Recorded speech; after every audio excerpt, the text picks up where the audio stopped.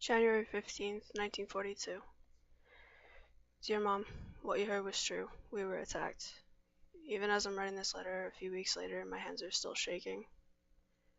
I feel like I've been taken apart and stitched back together inside out.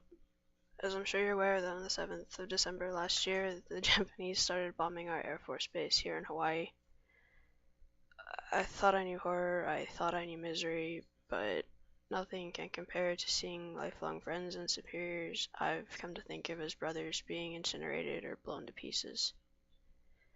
At 7:45, we were startled awake by the sounds of the alarms, and every man in the barracks was rushing to get on their gear and hurry out to their stations.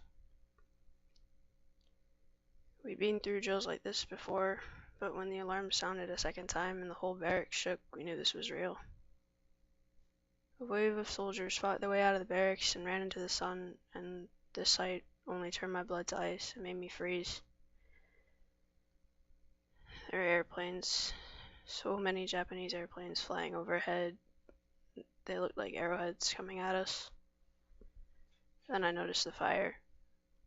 I saw the ships burst into flames, and the force of the explosions shook me so violently I felt my teeth would come loose. Clouds of smoke shot at the base, filled my lungs, and it burned to breathe or even to blink. I was jolted out of my trance by the force of a blast that sent me flying forward, and I couldn't hear a thing anymore.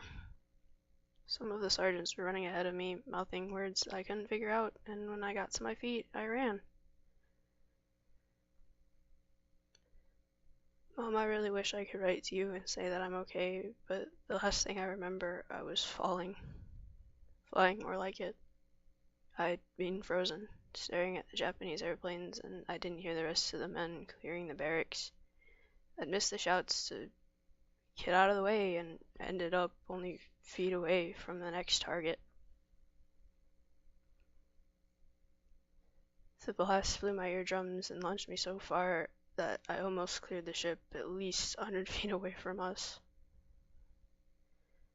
The next thing I remember, I was waking up and the whole base was engulfed in fire. It looked like a campfire fueled by the ships that were supposed to protect us and the people I had called my friends. I passed out from the heat and the smoke and woke up in the hospital somewhere on one of the main islands, just numb all over.